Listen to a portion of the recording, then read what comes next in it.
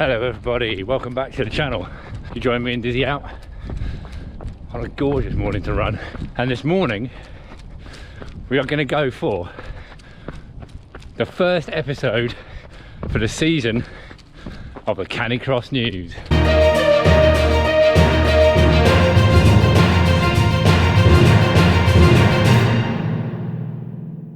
So the British Championships are over for 24-25.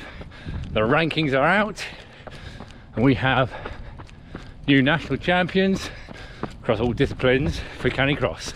It was actually our second season taking on the national championships, and this year we travelled the length of the nation. We had round one all the way up in the north of Scotland at Burgee in Moray. We had an absolutely gorgeous weekend for it, and it was a beautiful location. We had the best time, and there was a fun course. It was a proper little cross-country race course. Lots of short, sharp climbs and descents in a tightly compact area. So definitely gave me old like school cross-country vibes.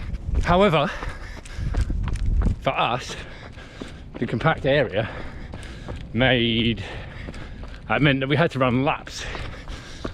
Again, just like cross country, which is not something that Dizzy fancied. If you hadn't seen the video, go check it out. He thought we went the wrong way both days, so we didn't have a great race. Right,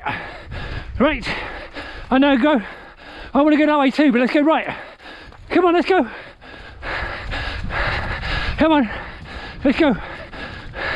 Let's go. Let's go, it's not wrong. Come on, let's go. But we absolutely loved it. Be interesting to see if we end up getting back there next year in the championships. As it was, we had really long 1 minute gaps in the CaniX, which is not something we've done before, because there was a worry that the course would be too busy, with obviously it being laps.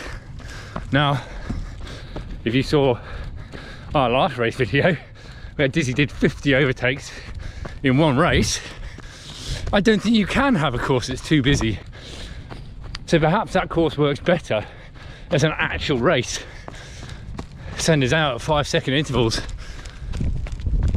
and then you've actually got to race. If you know you've got a strong kick to the end, you can slow the race down. If you reckon you're just outright quicker than everyone, go off at a lick. If we bring some tactics in, it'd be really, really fun.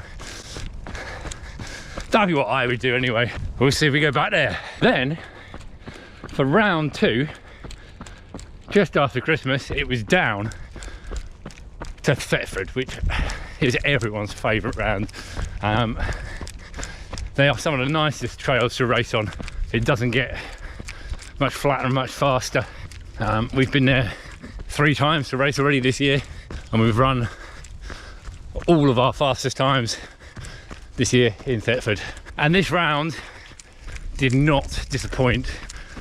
It was possibly the fastest round of the BSSF ever. Team records were falling all over the place. Ridiculous times being run across all the categories. Dizzy even ran our second fastest time ever of 17:51, which got us to a respectable last place. That's how quick it was. Then on from there, we went down to the south coast of the UK. So we really have done some miles, and actually down to, of course, we've raced a few times this year. Dizzy's favourite one of his favourite ever, down at Hinton Admiral, where we'd had such a bad spell of weather in the UK. We were greeted with horrendous conditions, horrendous mud, which had destroyed Dizzy's dream course, and we had to pick our way through the mud. But once again, it's a series. It has tested loads of different aspects of your team: the speed, the determination and the drive to run laps, the power through the mud. Different skills for us tested last year as well. Where last year I felt like we learnt a lot. This year has really tested our resolve and our determination as a team to get through tough races. And Dizzy's done so well, battled so hard. We actually ended up having a whole series where no course suited us. Personally, Dizzy once again has retained his fastest Dalmatian in the UK title, self-anointed title. So if you've got a speedy Dalmatian, then get yourselves into the BSSF, because we're waiting for you. But in total, actually, he has got us an 8th place ranking in the men's category, which is a 1 place improvement from last year. So all his effort of having to push through on laps, battle the fast purpose-bred hounds at Thetford, work his way through the mud at Hinton, has all been rewarded, and he thoroughly deserves it. But enough about us. What about those national champions? So let's start with the women's class, 18 to 39. The winner was Sarah Gillam, coach. Massive well done. An amazing 6 wins out of 6, including 2 sub 14 minute 5Ks. Second place Tamara Beach also ran a sub 14 5K at Thetford as well. So that's 3 sub 14s in one series for the women, which is just insane, isn't it? Absolutely mega. The Masters over 40s was won by Louise Mitchell. Again, another dominant performance. The over 50s was won by Elaine Sherwin, and the women's over 60s was won by Tina Usherwood. Those women's categories have been so competitive this year. The numbers of athletes competing has been massive, which is incredible to see. It's probably a mixture of popularity growing in the sport, more people feeling confident to take on British Nationals Championships. I know there's quite a few athletes returning from injury this year as well. So across all those categories, it made it super competitive. So well done to everyone for taking part, but especially those winners. I think all of those winners won every single race that they entered. It's a bit good, isn't it?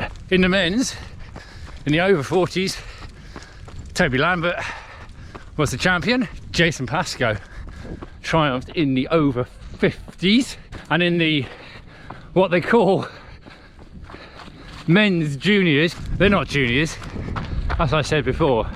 The guys in that are young men, and they go out with us in the men's category, and they're 20 years younger than me, and they are 5 minutes quicker.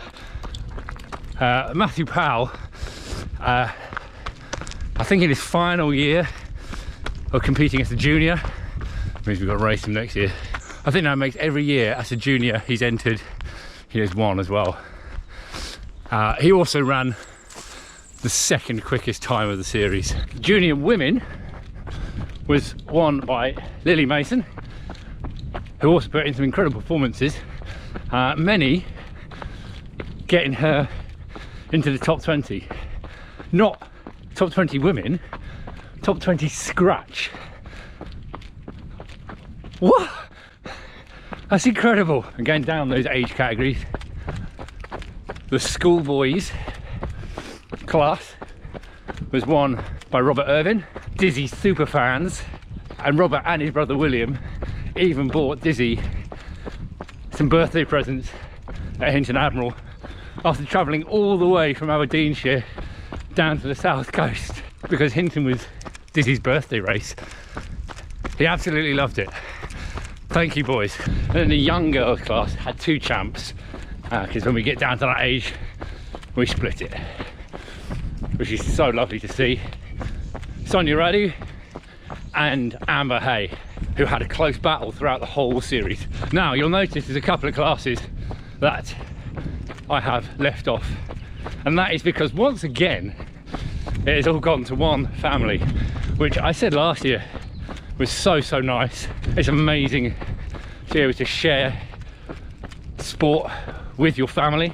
I always used to love playing sport and running with my dad, who sadly before the British Championships this year we lost. So it's so nice to see families competing, because I know how it feels later on in life when you can look back on it and know that you didn't leave things too late to do these things. And they are also Dizzy super fans, so we'll save until last. That family Robinson, Ben in the men's class, a completely dominant performance, winning every race he entered, also running an eye-watering 12:15 for 5k at Thetford this year with Zuma.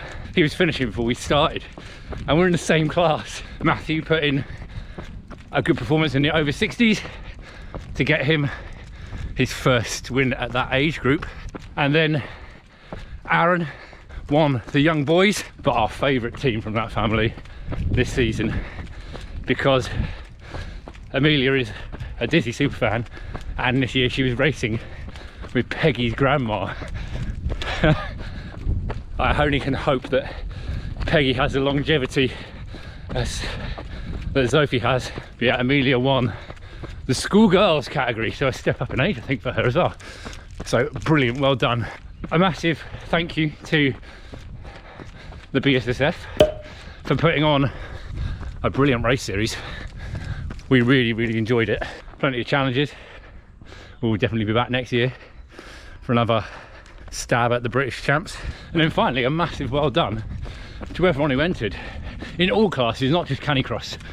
But if you want your name shouted out, then you have to go and start your own bike jaw, scooter and rigs news. Can't get on the Canicross news. But that is it for the Canicross news for now. Remember, if you like the videos, then don't forget to smash the like button, hit subscribe. We've got some more racing coming up for you next, as me and Dizzy take on the series finale at NATB. We are in with a shout of a podium for the whole series, so lots of racing to do. And Peggy's going to go in the recreational class as well, so lots of fun to have there.